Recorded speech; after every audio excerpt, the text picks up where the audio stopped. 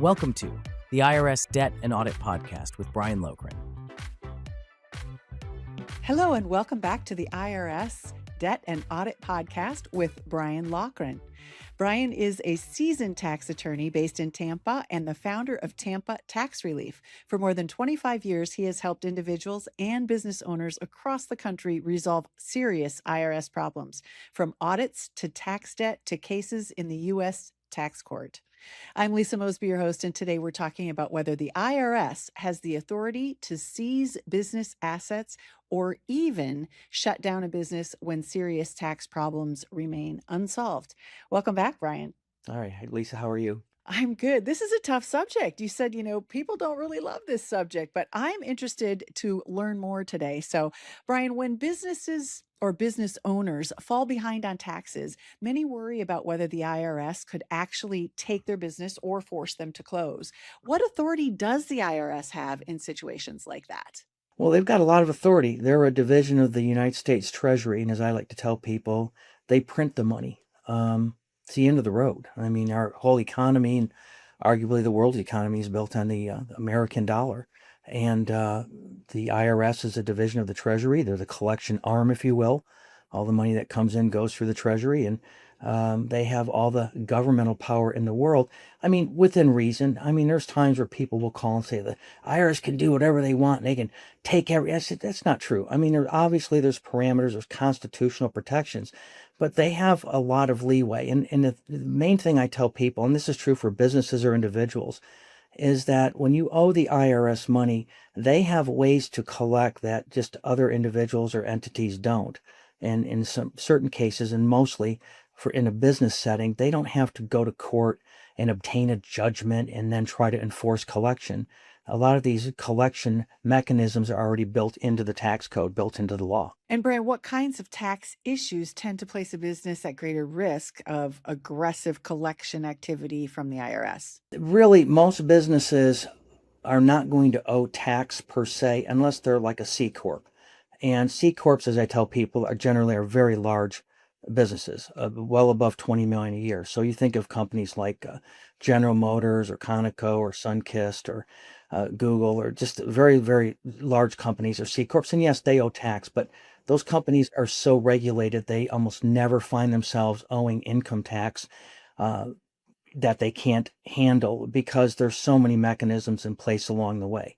The kind of businesses that we deal with are what's considered small business with the IRS, which is 20 million a year or under gross revenues.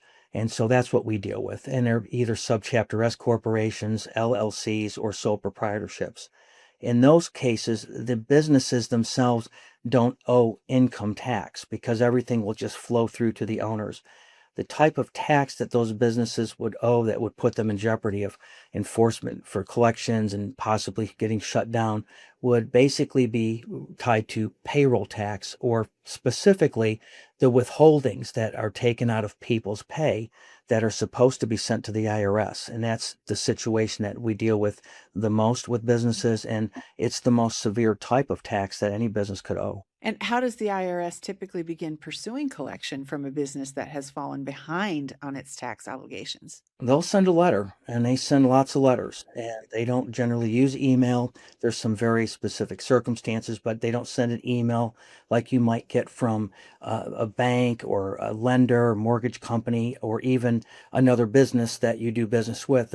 They'll send paper letters, and usually people open those when they come in. A lot of people don't, but oftentimes the business knows that they're running a deficit. And so when those letters come in, half the time they're expecting it, but a lot of times they're not, because there's certain things that happen within a business. People get busy and they kind of hand off the responsibility of the tax deposits to somebody else, and it happens. But they'll first start with letters. And then if they don't get the kind of response that they need, they will oftentimes assign a revenue officer to contact that business directly, which again, they will start with a letter. But going forth from there, if that doesn't work, then if need be, they'll simply pay a visit to the business in person. And then when the IRS reviews a business during that collection process, what parts of the company's financial situations are they usually trying to evaluate? Well, first of all, they want to see if the business has the ability to full pay right on the spot. And I'm sure there's certain situations where that's the case.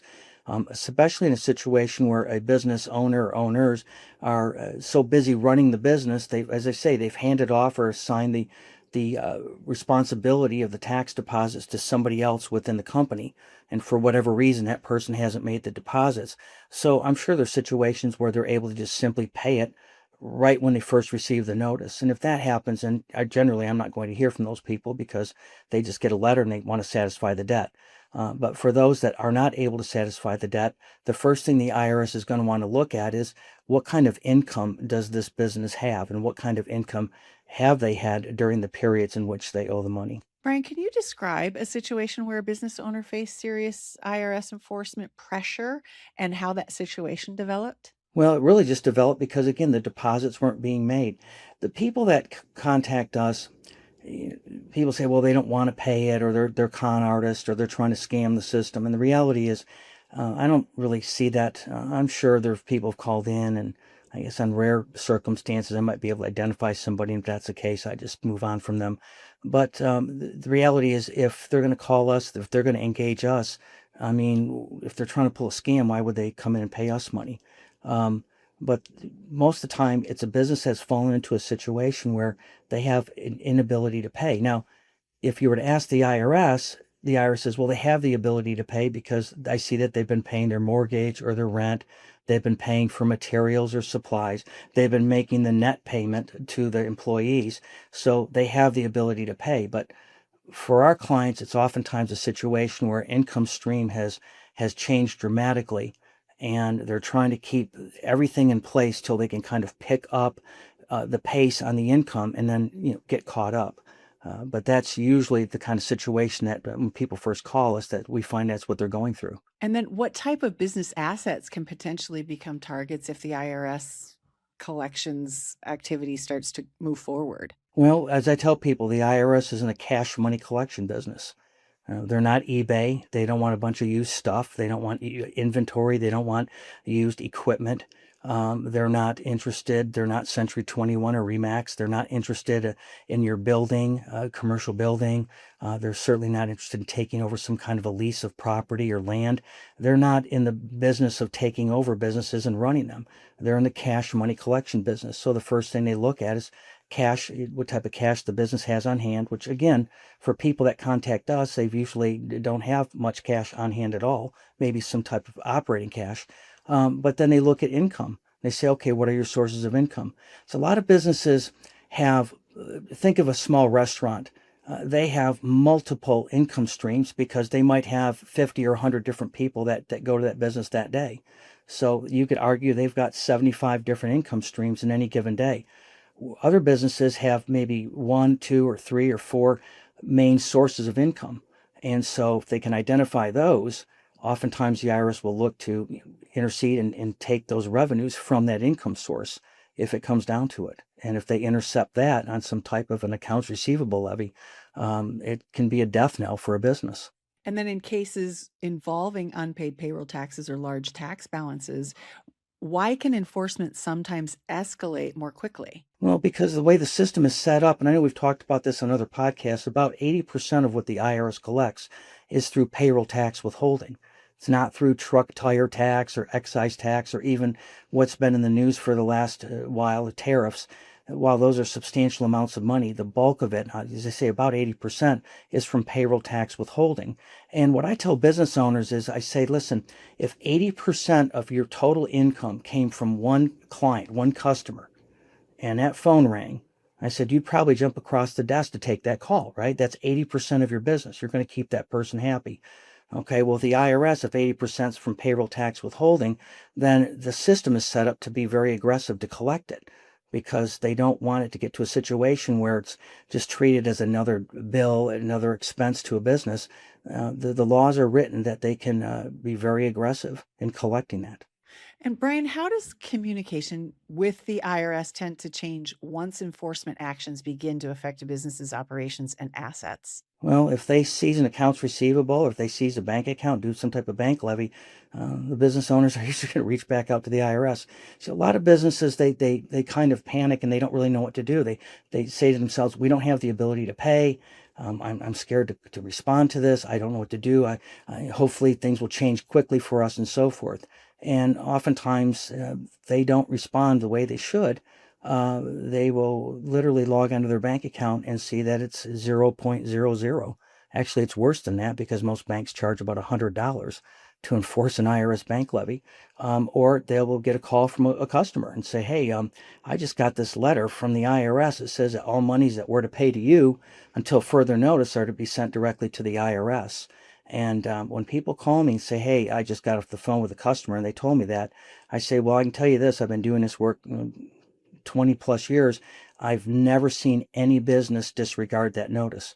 Every business that I've ever encountered, when they get an accounts receivable levy, they adhere to it. They send it to the IRS. So again, if something like that happens, that can damage a business very quickly, and in some cases, almost a fatal blow. So what we tell people is don't wait till it comes to that, obviously.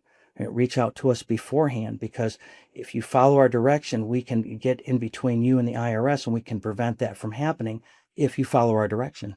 And last question for today's episode, Brian, is for a business owner who is worried about IRS action against their company, what should they understand about bringing a tax attorney into the situation before matters escalate? Well, I mean, obviously I'm biased because I'm a tax attorney, but what I tell people is this, and this is true across the board with the IRS, whether it's business payroll taxes, personal taxes, audit situations, personal business. People say, well, gosh, is it going to make me look guilty? Does it make me look like I've done something wrong? I say, well, here's what it really does. It tells the IRS that you're serious about getting this resolved. Okay, that shows them that you've taken the matter very seriously and you're taking the steps necessary to get it fixed. And it's something that isn't going to happen overnight usually.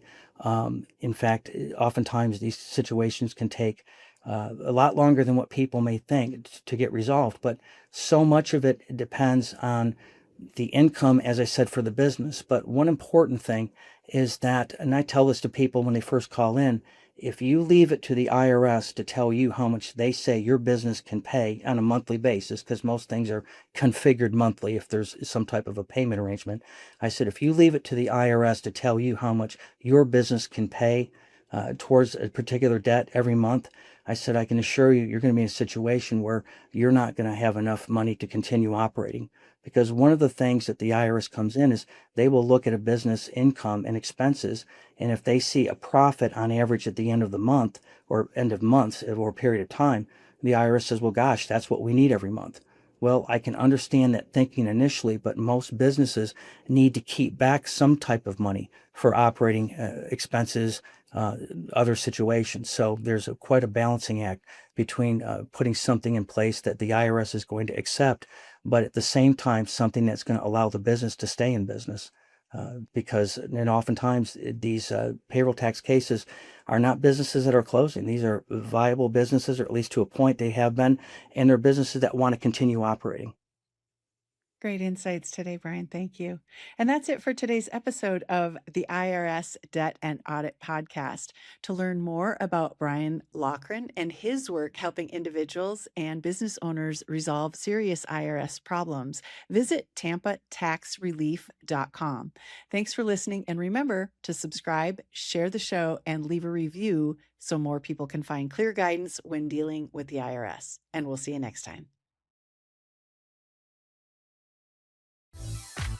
Thanks for watching. Be sure to hit that like and subscribe button and leave us a review in the comments.